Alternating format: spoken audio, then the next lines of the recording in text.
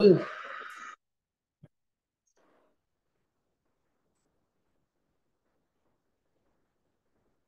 जी, देखो बेटा, मैं आपको बता रहा हूँ सारे ग्राफ्स। ठीक है। तो सबसे पहले तो कुछ एक ग्राफ्स ऐसे होते हैं, जैसे मानो y is equal to a x plus b, जिसमें x की पावर भी 1 है और y की पावर भी। ऐसा ग्राफ हमेशा एक स्ट्रेट लाइन होता है। ठीक है। ऐसा ग्राफ हमेशा क्या होता है, एक स्ट्रेट लाइन होता है।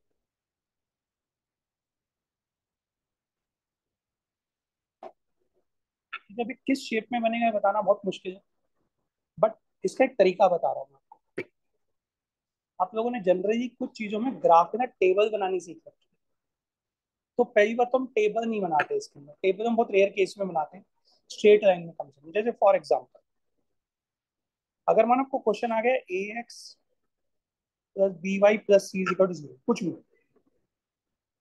बशर्ते कि कांस्टेंट टर्म कुछ ना कुछ होनी चाहिए, नॉन जीरो नंबर होना चाहिए, तभी ये रूल लगेगा, नहीं तो नहीं लगेगा।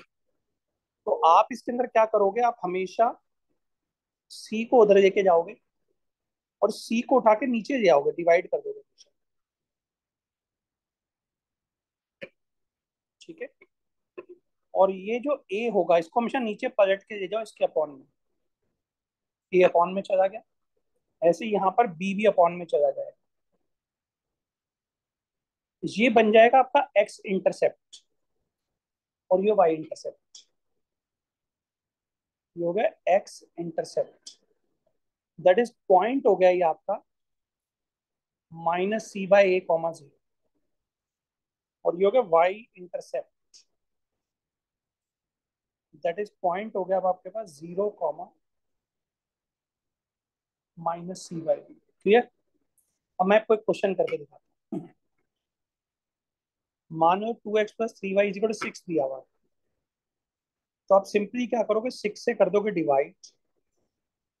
वैसे तो कट रहा है, मुझे नजर आ रहा है 2 से कट रहा है, बट मैं आपको अपने वाले तरीके से बता रहा हूँ। 6/2, 6/3, तो देखो x/3 हो गया। वैसे आप इस स्टेप से डायरेक्टली लिख सकते थे, बट मैं आपको अपना तरीका जो समझाया था उसको पूरा बताने को। तो पॉइंट क्या हो जाएगा राजे, 3, 0। और दूसरा पॉइंट क्या हो जाएगा, 0, क्योंकि एक्स इंटरसेप्ट 3 और वाई इंटरसेप्ट 2।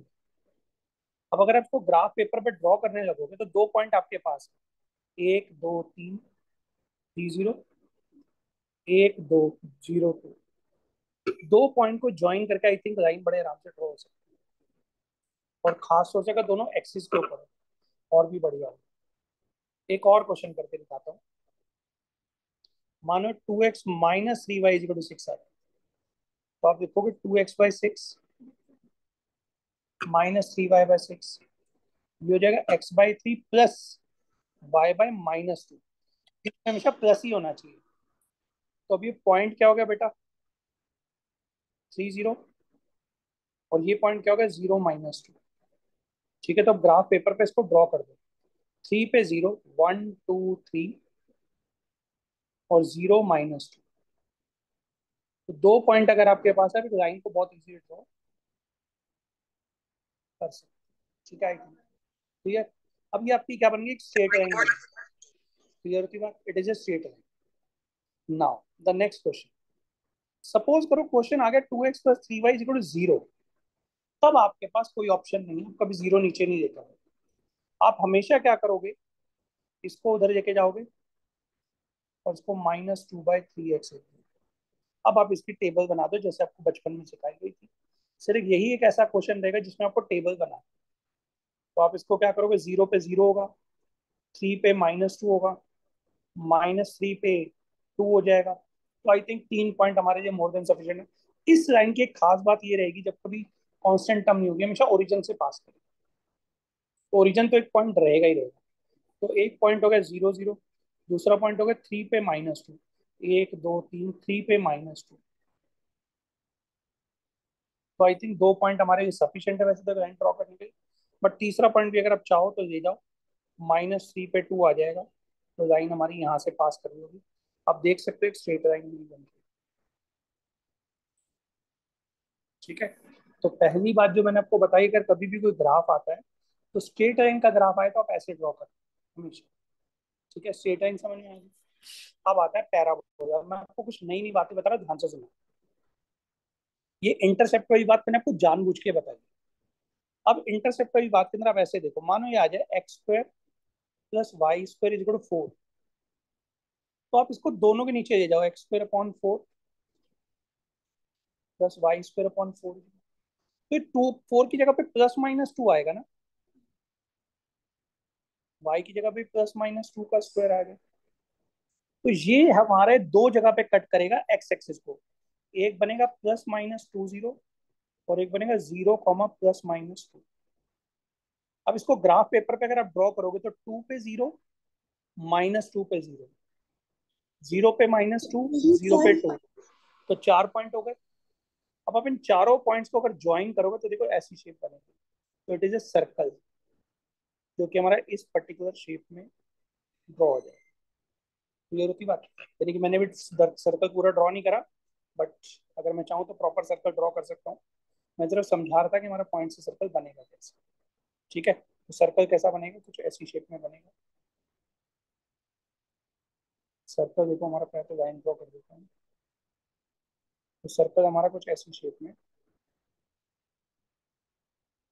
ड्रॉ हो जाएगा। देखा कितना सही सर्कल बनाया है? ठीक है। So that is a 0 2 and 0 - 2। हाँ जी, बोलो जी, क्या कह रहे हो आप? मैं सर आपने यहाँ पे +-2 क्यों लिखा? क्योंकि 4 है ना, और मुझे स्क्वायर बनाना है। 2 का स्क्वायर भी 4 होता है, -2 का स्क्वायर भी 4 ही होता है। ठीक है। अच्छा। तो ये हमारा सर्कल बनेगा हमेशा। तो ये जो फॉर्म जो आपको नजर आ रही है, ये सर्कल की फॉर्म है।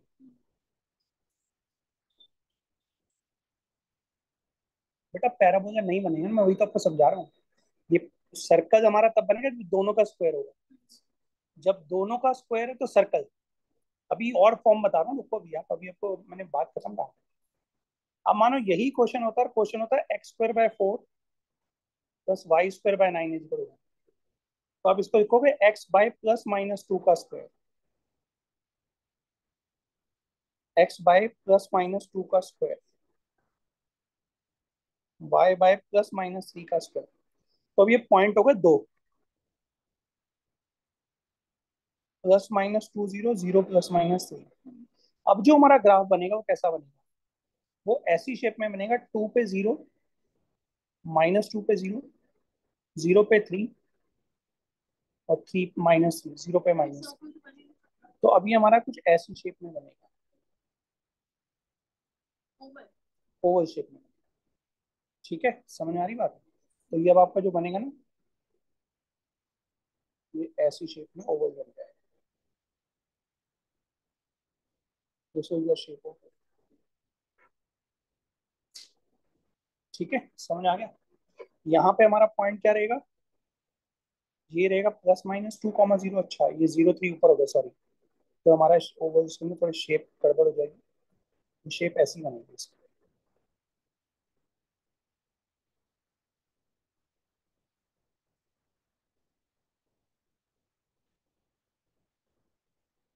मैं दोबारा बनाता हूँ ओवल ना, ओवल गलत बना।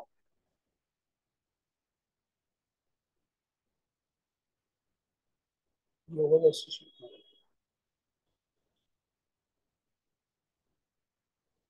ठीक है, तो ये रहेगा 0 +-2, +2, 0, 0 - 2, 0 सॉरी 2 -2 0, और ये -0 - 3। ठीक है, मैं दोबारा लिख देता हूँ सब कुछ। तो हमारे जो पॉइंट्स बनेंगे कुछ ऐसी शेप में बनेंगे, -2, 0, 0 2, 0, 0 - 3, और 0 3। ठीक है, समझ में आ गया? तो अब आपका एलिप्स मैंने आपको बता दिया। इसको कहते हैं एलिप्स। कोई एलिप्स बोलता है, कोई इलिप्स बोलता है। तो दोनों प्रोनाउंसिएशन 100% सही। हाँ हाँ, इलिप्स बोलते हैं वैसे, कुछ लोग एलिप्स बोलते हैं, दोनों ही प्रोनाउंसिएशन 100% सही। अब यानी कि आपने देखी तीन चीजें, एक तो मैंने बताया जब इसकी पावर 1 है, इसकी पावर 1 है, फिर दूसरा मैंने बताया इसकी पावर 2 है, उसकी भी पावर 2 है, और ये नंबर दोनों के नीचे सेम है।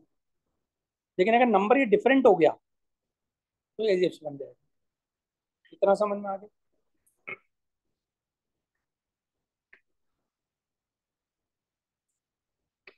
और ऊपर।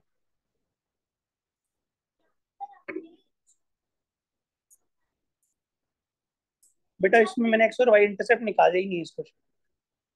ये जो क्वेश्चन है इसमें अगर जीरो है तो इंटरसेप्ट नहीं निकालेंगे। इंटरसेप्ट हम तब निकालेंगे जब हमारे सामने कांस्टेंट नंबर हो।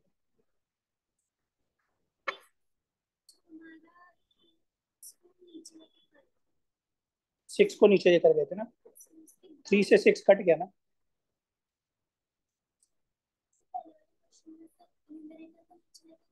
बिल्कुल लेकर गया था ये रहा।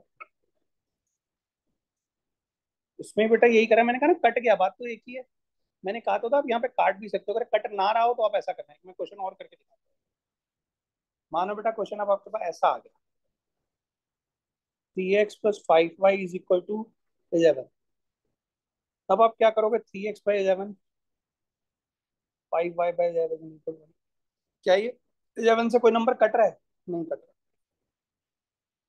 तो x/11/3 हो जाएगा, y/11, तो ये पॉइंट हो गया 11/3, 0, और ये 0, 11/5।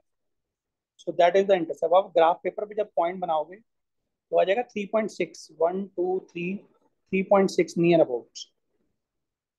3.6 यहाँ आएगा, 3.6, 0, और ये हो जाएगा 2.2, 1 2 2.2।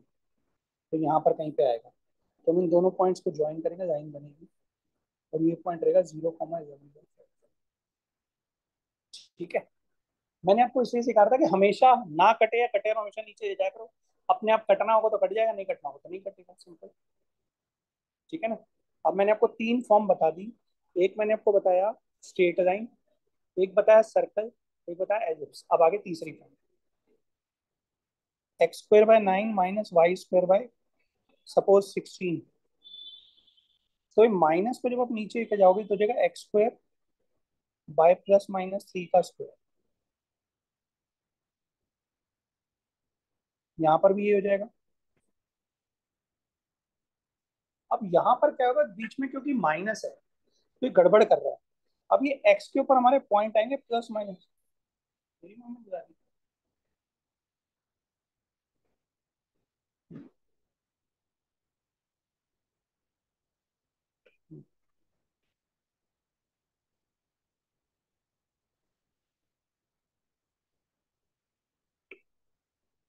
हाँ जी ठीक है। तो ये एलिप्स बनेगा हमारा कुछ ऐसी शेप में। ये एलिप्स नहीं बनेगा, दोनों हमारे जो बनेंगे इस शेप में मेरे पास, ये इस शेप में, क्योंकि बीच में माइनस है। ठीक है, एक्स पॉजिटिव रहेगा, वाई नेगेटिव। अभी अगर वाई पहले हो जाए, वाई अगर पहले हो जाए, मानो ये हो जाए y² / 4 - x²/ 9, तो हो जाएगा y/+- 2 का स्क्वायर।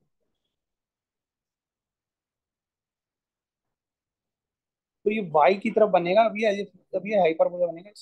इसको कहते हैं हाइपरबोला। उल्टी शेप है, नीचे भी जगह नहीं तो ऐसे बनाएंगे।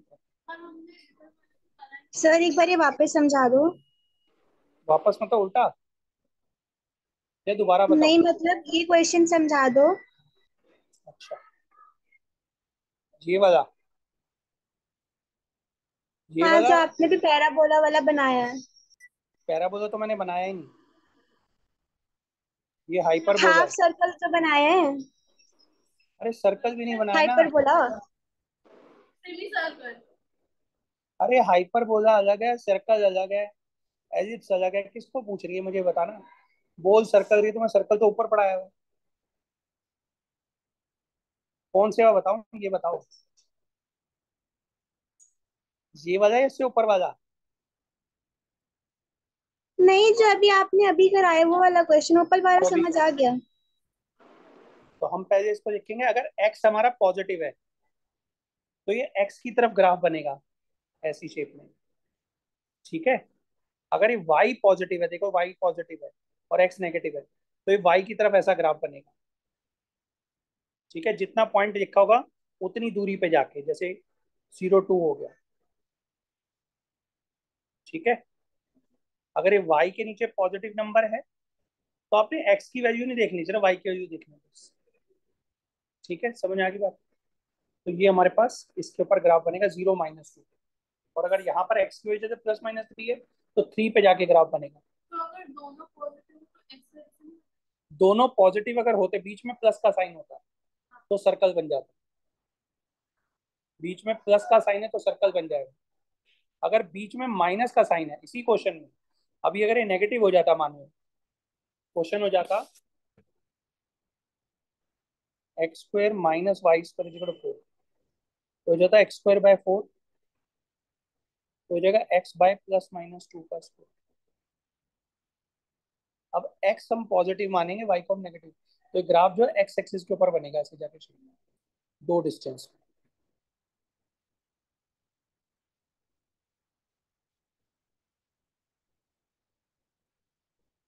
ठीक है। ये नहीं नहीं, y हमारा नेगेटिव है, मतलब आप ये हाइपरबोला बनेगा ना, तो या तो एक्स एक्सिस पे बन सकता है, वाई एक्सिस पे बन सकता है। अगर y पहले है तो मतलब x नेगेटिव था, y जो पॉजिटिव, जो पहला नंबर होगा उसने उस पर कॉन्सेंट्रेट करना। x है तो x एक्सिस पे बनेगा, y है तो y एक्सिस पे बनेगा, बस ये ध्यान रखना, ठीक है। तो ये रहती बात। तो अभी तक जो ग्राफ बताया वो समझ में आ गए। एलिप्स वाले में बेटा बीच में प्लस होगा राजिए, बस एलिप्स वाले में बीच में प्लस होगा। हाँ लेकिन दोनों में नंबर सेम था ना। देखो ना, इसमें और उसमें फर्क क्या है, ये समझो आपने एक सर्कल को पकड़ के दबा दिया तो एलिप्स नहीं बन गया। भाई सर्कल के अंदर क्या है, चारों तरफ से सेम होता है सर्कल, तो इसके अंदर जो नंबर था ना दोनों के अंदर सेम था, देखो। तो जितना एक्स एक्सिस पे था उतना ही वाई एक्सिस पे था, लेकिन यहाँ पे क्या, एक्स एक्सिस पे 2 है तो वाई एक्सिस पे 3 है, मतलब वाई एक्सिस तो खिंच गया, ये एक्स एक्सिस दब गया, तो फिर सर्कल बन जाएगा।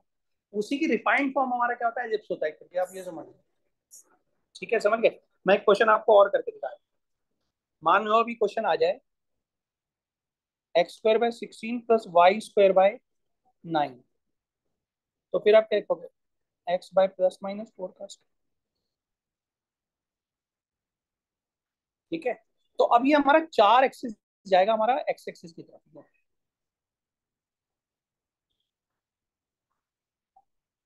ठीक है। ये हमारा एलिप्स है, क्लियर की बात। अब हमारा एक्स एक्सिस की तरफ लंबा खींचेगा 4, 0, और वाई एक्सिस की तरफ 0 3 जाएगा सर, ठीक है। समझ आ गई बात, एलिप्स समझ में आ गई। अब बताता हूँ पैराबोला। वैसे ना एलिप्स बनाने का तरीका होता नहीं है, मेरे खुद के बनाए हुए तरीके हैं, ठीक है। ये एलिप्स बनाने का तरीका नहीं होता है, एलिप्स बनाने का रीजन कुछ और होता है, लॉजिक ही कुछ और है, कॉन्सेप्ट ही कुछ और है।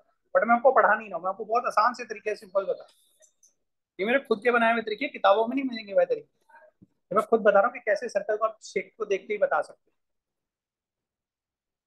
अगर मानो क्वेश्चन हो जाए x² = 4y,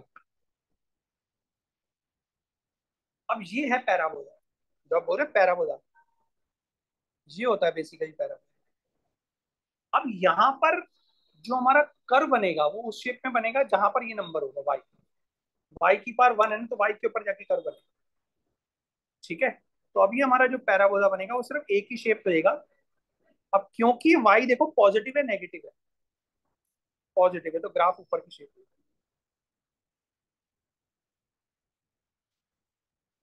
ठीक है। और अभी अगर मानो ये वाला ग्राफ अगर हमारा ऐसा हो जाए -8y, तो ग्राफ तो हमारा वाई एक्सिस के ऊपर ही बनेगा, लेकिन नीचे की शेप जाएगा नेगेटिव वाली, ठीक है। अभी अगर मानो क्वेश्चन हो जाए y² = 4x, तो ये बताओ x पॉजिटिव है नेगेटिव है, x पॉजिटिव है, तो ग्राफ बनेगा x एक्सिस पॉजिटिव की तरफ।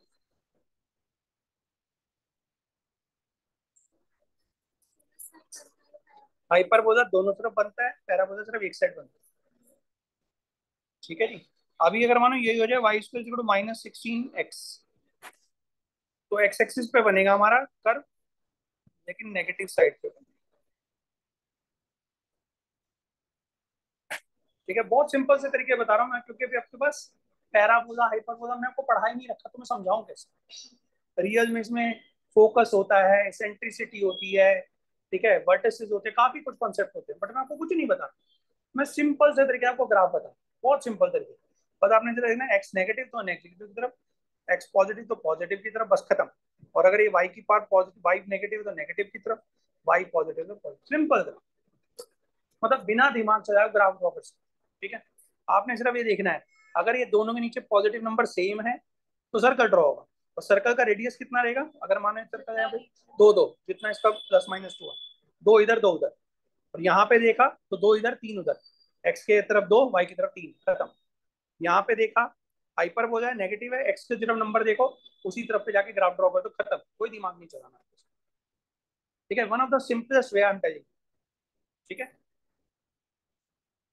फिर आपने क्या करना है, हाँ जी नहीं बोलो, कितने चैप्टर हो गए, ठीक डन, बाय, कल मिलते हैं। कल मैं तेरे को बताऊंगा कितने बजे आना है यहाँ पर, तो तू उतने बजे ही आएगा, ठीक है। और बैठ के वीडियो यहीं पे बैठ के देखेगा। चलो जी,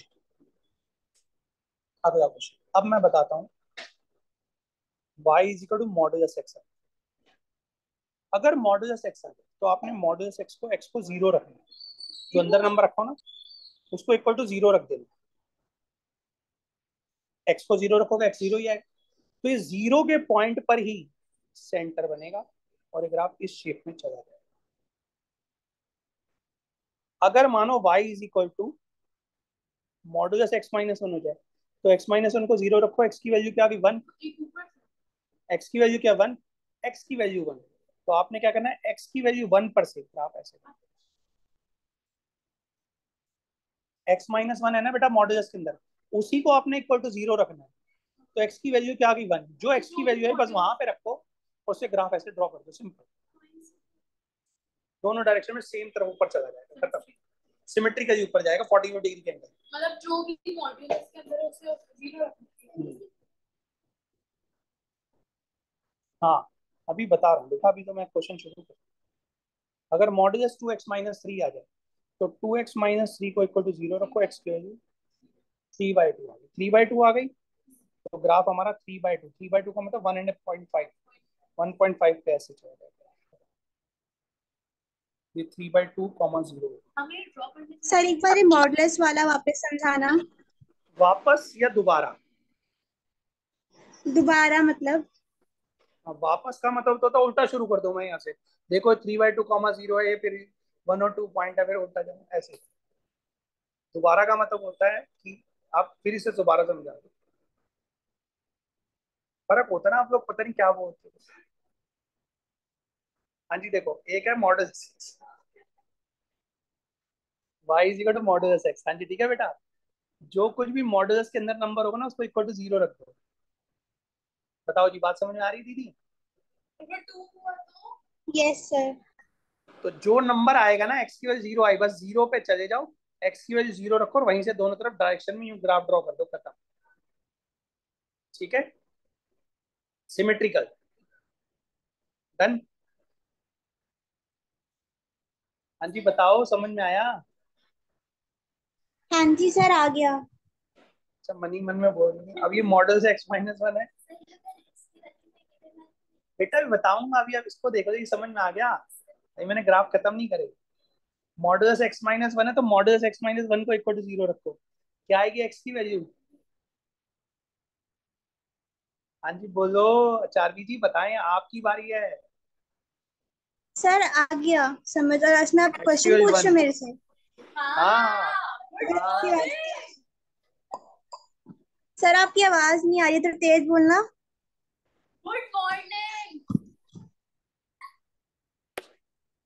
हाँ जी ठीक है, अब आ गया modulus two X minus three.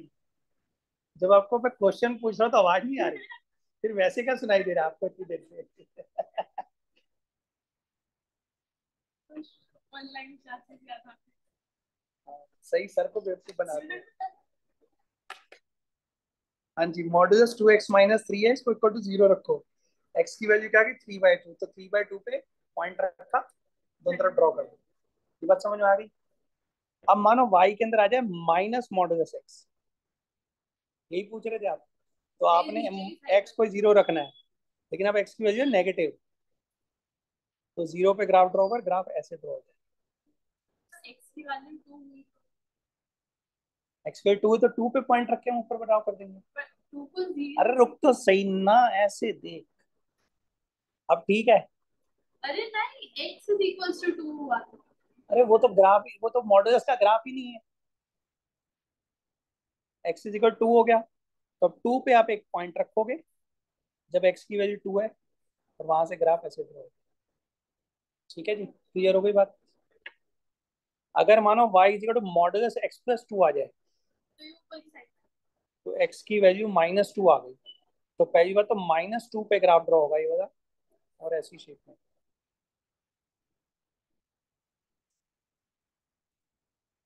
बिल्कुल नेगेटिव हो गया तो सारी वैल्यूज नेगेटिव हो गई, सिंपल। मॉडुलस x प्लस 3 हो गया, तो x प्लस 3 की वैल्यू 0 रखो। ठीक है, x की वैल्यू चले जाओ -3 पर, वहां से ग्राफ हमारा ऐसे ड्रॉ। हाँ जी, डन, क्लियर है, एनी डाउट?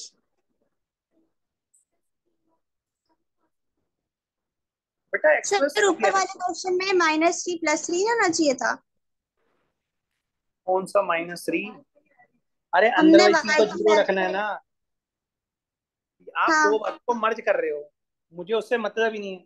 मैं अंदर वाली चीज को 0 के ऊपर रखूंगा जो भी अंदर रखा हो। x की वैल्यू -3 आ रही है, बस -3 से ग्राफ ड्रॉ हो जाएगा, खत्म। वो जो बात आप कह रहे हो मॉडुलस वाली, वो मुझे नहीं पता इस समय। आप उस बात को भूल जाओ, वो एक अलग कॉन्सेप्ट है जिसकी आप बात कर रहे हो। अंदर वाली चीज पॉजिटिव होती है, नेगेटिव हो जाती है, हम उसकी बात ही नहीं कर रहे। बेटा वो चीज आ जाएगा, आप उसको भूल जाओ इस समय, फिर आपके टाइम पे उसको भूल जाओ।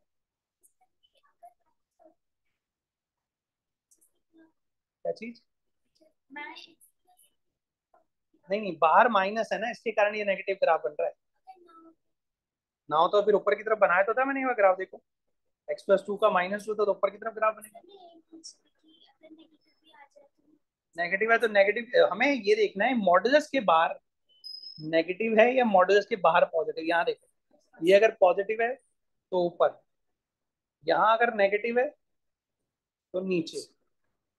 सिंपल, इस नेगेटिव और पॉजिटिव पे डिपेंड करेगा। ठीक है, समझ आ गई बात? इतना समझ। बेटा मेरे खुद के बनाए हुए कॉन्सेप्ट, यकीन मानो कहीं ऐसे ग्राफ दे ही नहीं रखे, सबसे सिंपल तरीके से ग्राफ पढ़ा रहा हूँ मैं। ठीक है, फिर आता है y is equal to greatest integer function. Greatest integer function, अब ग्रेटेस्ट इंटीजर फंक्शन जो था, इंटीजर होते हैं। इंटीजर का मतलब होता है, अब ये ग्रेटेस्ट इंटीजर फंक्शन x है, तो x की वैल्यू 0 से 1 तक ऐसे रेंट हो जाए, फिर 1 पे जाके ऐसे ग्राफ ड्रॉ, फिर 2 पे जाके ऐसे ग्राफ ड्रॉ हो जाए, और यहाँ पे आपको ये पॉइंट ऐसे रखना है, इस तरह। ठीक है, क्लियर? यानी कि जिस पॉइंट की हम बात करेंगे उसी पॉइंट पे ग्राफ जाएगा, और वहां पे आपको डार्क पॉइंट शो करना है यहाँ पर। ठीक है, और यहाँ पर हमारे को नेगेटिव भी आएगा, और पीछे जाएंगे तो यहाँ से नेगेटिव आ जाएगा। ठीक है, अब मैं ग्रेटेस्ट इंटीजर फंक्शन के बाद मीनिंग बता रहा हूँ, ग्रेटेस्ट इंटीजर फंक्शन होता है। ग्रेटेस्ट इंटीजर फंक्शन को पहली बार तो लिखा ऐसे जाता है, ये ब्रैकेट में। इस ग्रेटेस्ट इंटीजर फंक्शन का मतलब क्या होता है? एक्स की वैल्यू, ये जो अंदर नंबर लिखा हुआ है इसी की बात कर रहे हैं। अगर एक्स की वैल्यू 0 से 1 के बीच में, तो ग्रेटेस्ट इंटीजर फंक्शन का मतलब है 0। अगर x की वैल्यू 1 से 2 के बीच में है, 2 इक्वल नहीं है, तो इसका आंसर है 1। अगर इसकी वैल्यू -1 से 0 के बीच में है, तो ग्रेटेस्ट इंटीजर फंक्शन का आंसर है -1।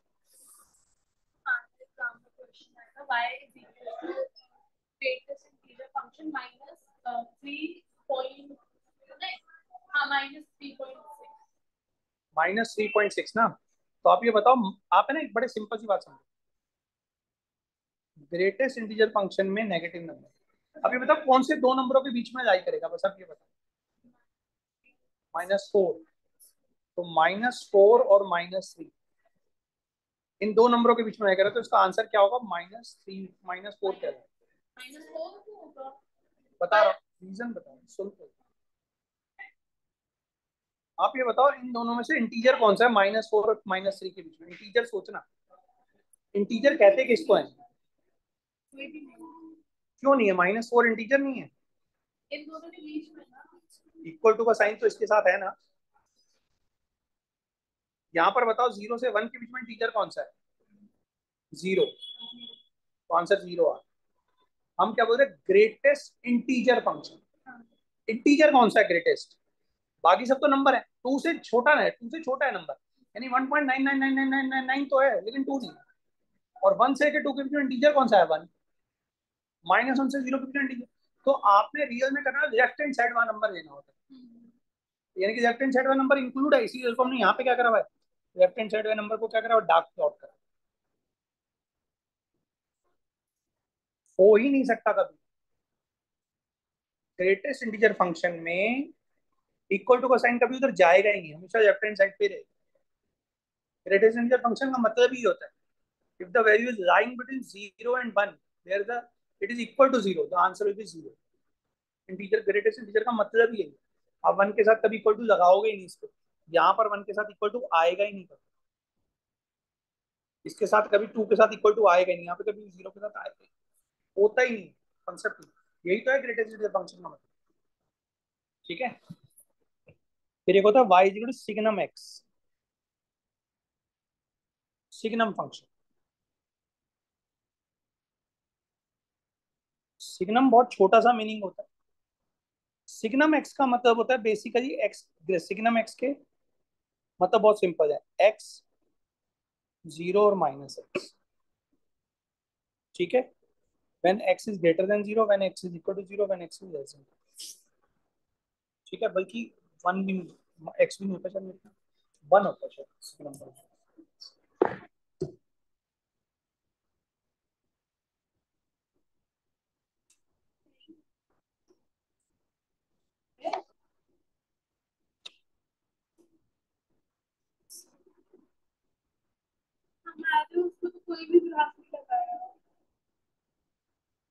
नहीं, सिग्नम फंक्शन में ना x भी नहीं होता, 1 0 -1 होता है।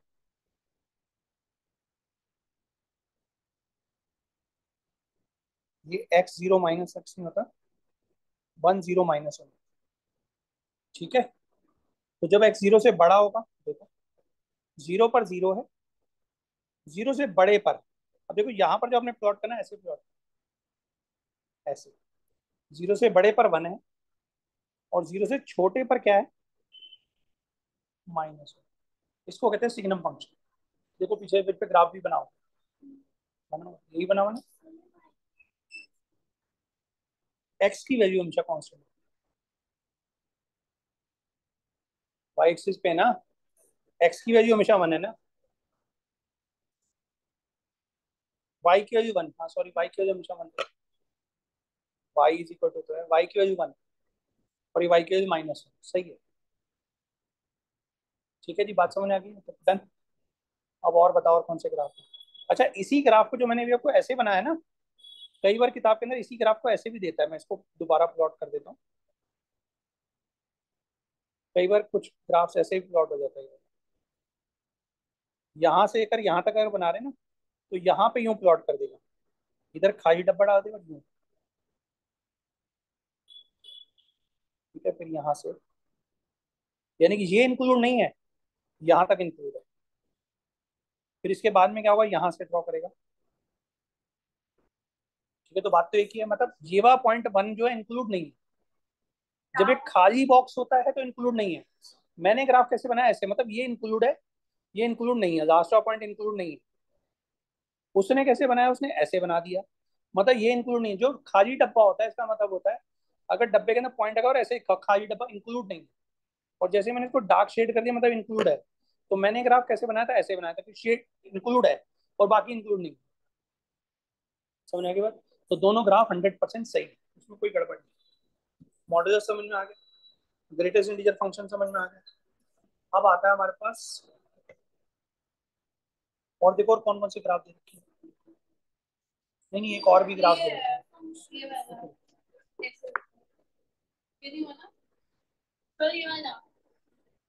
कौन सा? वही करना। ये y is equal to 1/x, ये 1/x।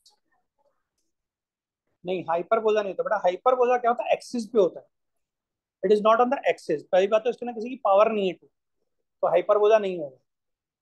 y is equal to modulus, इसके अंदर टेबल बनेगी बेटा। आप देखो, ये वही वही बात आ गई। आप एक काम करो, पॉजिटिव वाली टेबल अलग बना दो, नेगेटिव वाली टेबल अलग। जैसे 1 पे, इसमें कभी भी x इक्वल टू 0 नहीं हो सकता। 0 पे इंफिनिटी है, तो मतलब 0 को तो टच नहीं करेगा। 1 पे वैल्यू क्या रहेगी? 1। 2 पे वैल्यू क्या रहेगी? 0.5। 3 पे वैल्यू क्या रहेगी? 0.33। ठीक है, ये बात समझ में आ रही है? तो देखो, जब x की वैल्यू हमारी 1 है, 0 पे तो इंफिनिटी है। 0 पे हमारा क्या है? इंफिनिटी है। ठीक है। और जैसे ही 1 पे आए तो वैल्यू कितनी हो गई? 1। 2 पे आए तो वैल्यू और छोटी हो गई, 0.5। 3 पे आए तो और छोटी हो गई, 0. यानी कि ग्राफ कुछ ऐसी शेप में जा रहा है।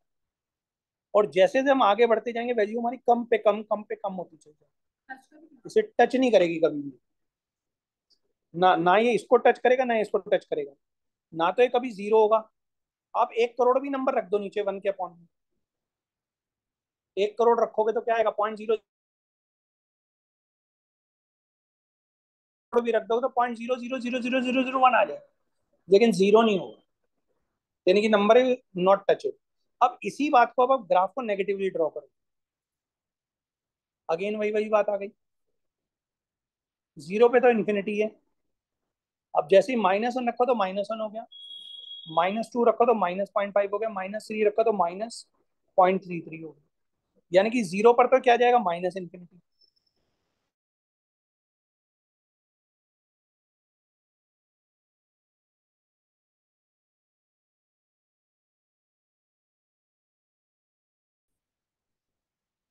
अब ये ग्राफ हमारा ऐसे टच दोनों एक्सिस पे कभी नहीं करेगा। इसको कहते हैं y equal to modulus x, 1/x का।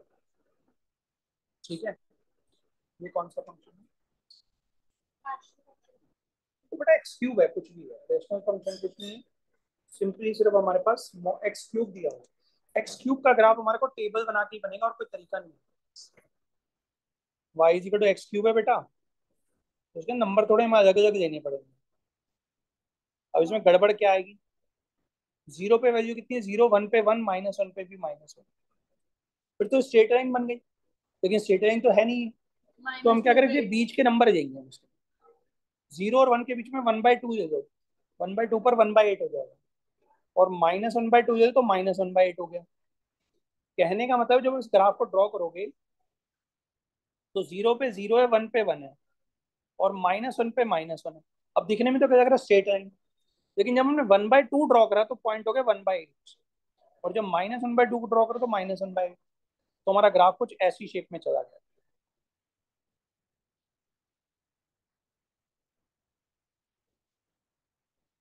तो y is equal to x cube का ग्राफ। इतनी बात समझ में आती है? डन। अभी अब नेक्स्ट क्लास में तो आओगे ना? हाँ जी, बोलो क्या करें? कोई नाम नहीं, मॉड्यूलस एक्स। एक्स क्यूब का ग्राफ है, एक्स क्यूब का ग्राफ है। पॉलिनोमियल फंक्शन है ना, it is just a polynomial function. Polynomial function में जैसे भी ग्राफ आएगा हम अकॉर्डिंगली ड्रॉ करेंगे। ठीक है ना? स्क्वायर वगैरह के नाम है, इसका कोई नाम नहीं, पॉलिनोमियल फंक्शन है सिंपली। ठीक है ना? पहला बोला मैंने आपको बता दिया, लाइन मैंने आपको बता दिया।